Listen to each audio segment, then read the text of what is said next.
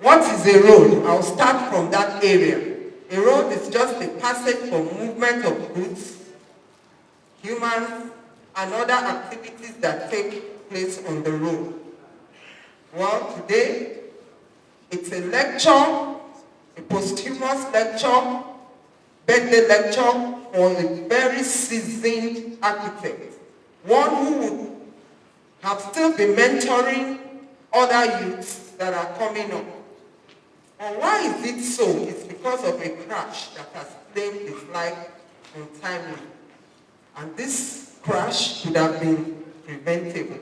Why am I saying it can be preventable? It's because there are some factors that were not in place.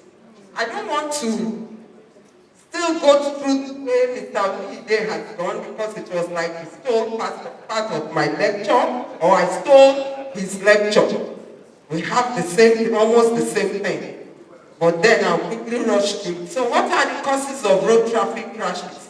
He has mentioned them. There are three. We have the human factor, the driver. That's the human. We talk about the driver. We talk about other road users. Other road users, we talk about the elderly, the young. We talk about the hawkers. All of them are under the human factor. We talk about the vehicle. That is the mechanical. We talk about, of course, the environment.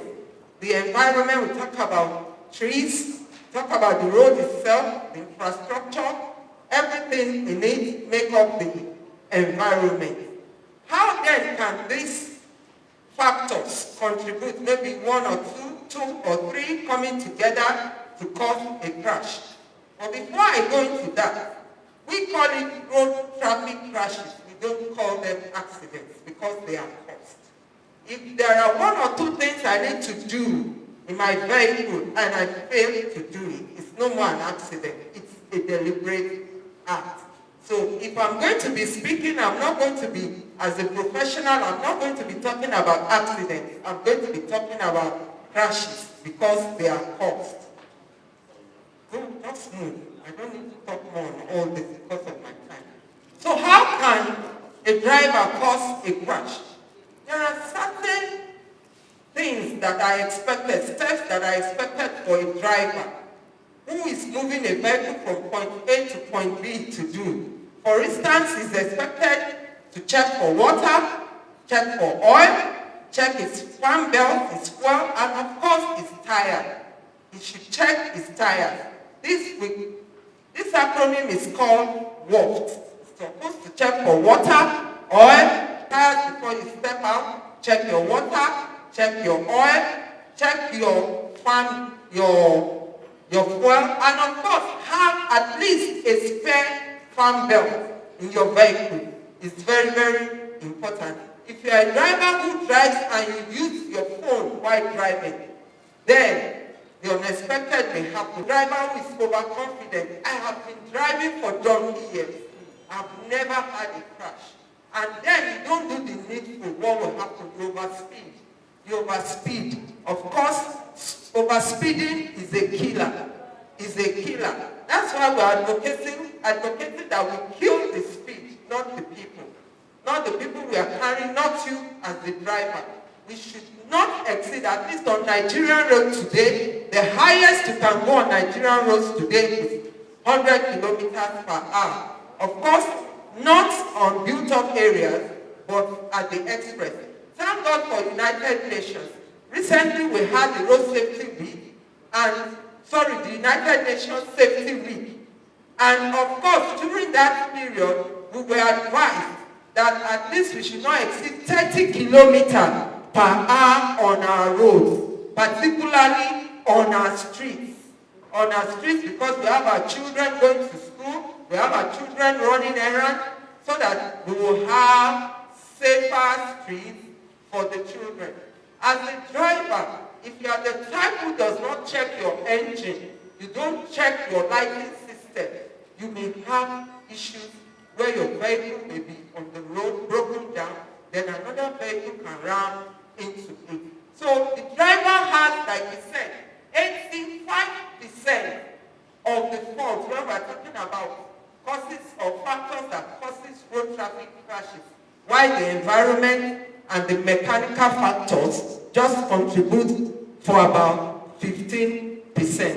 And as a driver, if you are the type, when Kabiesi was speaking, he talked about testing, he talked about checking our drivers before they drive. Thank God in Nigeria today, if you are an applicant for a fresh driver's license, you must have to go through the driving school. That's what the National Road Traffic Regulation says, and FRSC is enforcing it. So you cannot access a fresh driver's license without going through the driving school, without approaching the VIOs, because it's a tripartite agreement between the FRSC, the Board of Internal Revenue, and the VIO. So you must pass through the VIO for your test.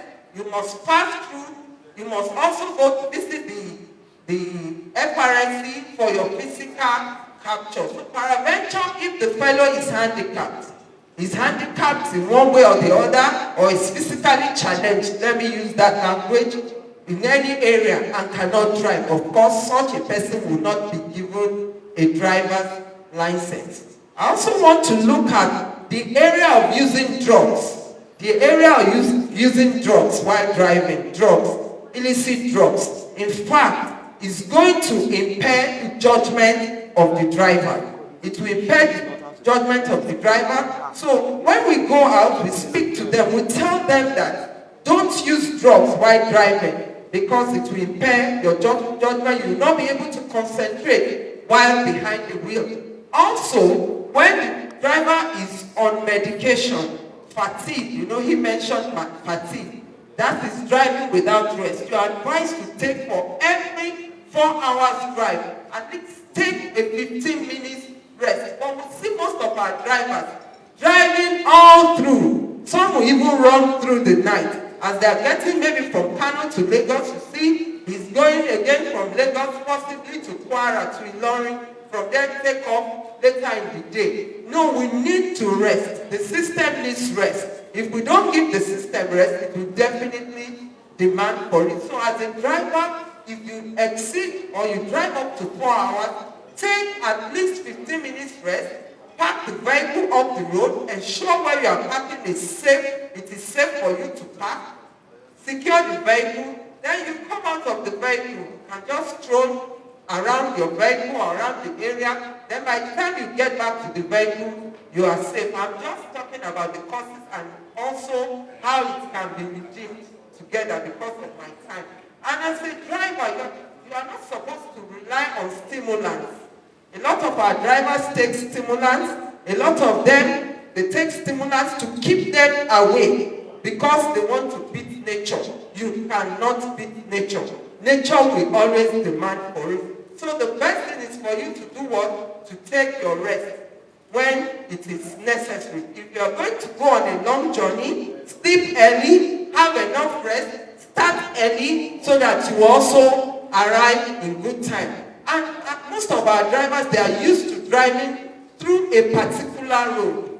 Whereas there are depths of alternative routes. As a driver, get used to your environment, areas where you are going. Some of them you may have driven past the place maybe 10 minutes ago. By the time you are coming, take the road also as a new road again. Don't feel you know about the road. I've driven past this place, I know where to turn to. Take it as a fresh road that you are passing through. That's very important. Please keep moving the slide. Keep moving up. Then I'm going to be looking at how the road, the environment can cause crashes. We are in the rainy season now. Most times we may find spillage of oil, diesel, or whatever on the road. We are supposed to drive gently. Use your common sense speed limit. It's not time for us to speed. Like I said earlier on, overspeeding when there's a crash, it increases the fatality. The fatality is increased when the speed is higher. So use the speed that you can manage. Continue going, I will tell you to stop. Use the speed that you can manage. Then watch out for falling trees. Watch out for falling trees. Watch out for potholes. All these things are very, very important.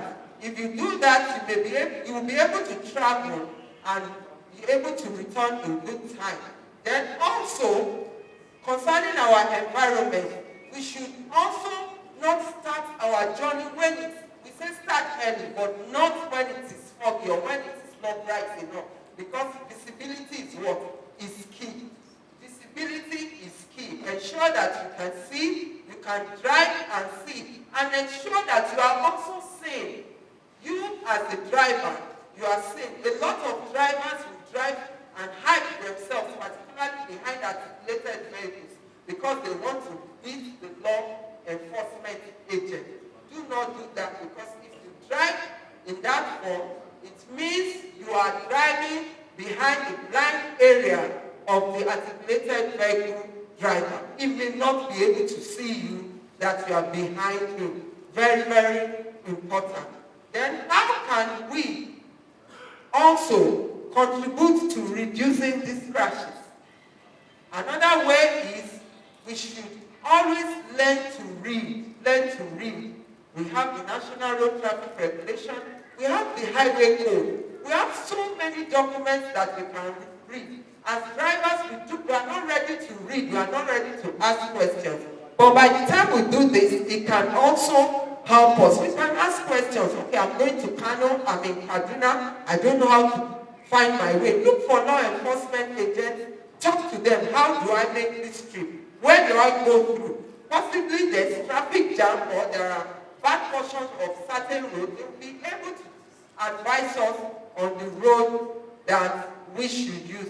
Then, what are the effects of these crashes? Loss of man-hours, we have said it.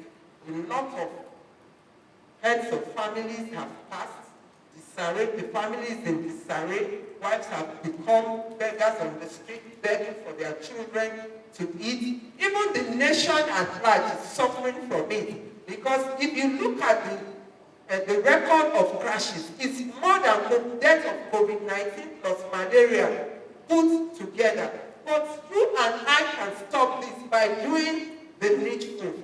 I have told us what we should do by checking our vehicle. Very, very, very, very important. Because if you don't check your vehicle, the vehicle may develop fault or may disappoint while on the road. Then, of course, the nation at large have lost a lot of people that would have been mentors.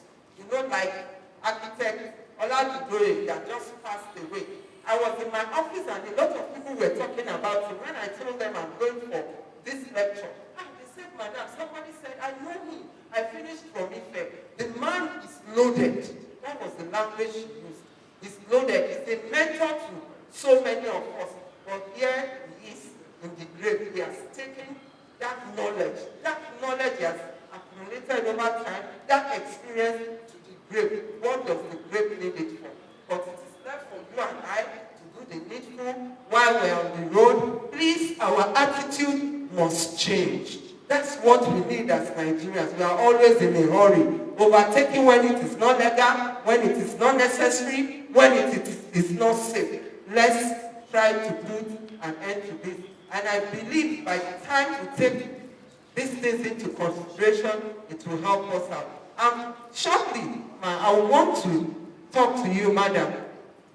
I want to talk to you. The Lord God will help you. I'm in this same journey with you. At least for 14 years, rest on God. That's what I will tell you. He has been keeping me going. God will help you. He is a God that never fails. You are the wife of Jesus. Hold on to him. Children, support your mom. She needs you more than ever before. I have 2 kids too. My little child was 2 years when I lost my husband. Not through road traffic crash. But I put everything. My colleagues, they know me.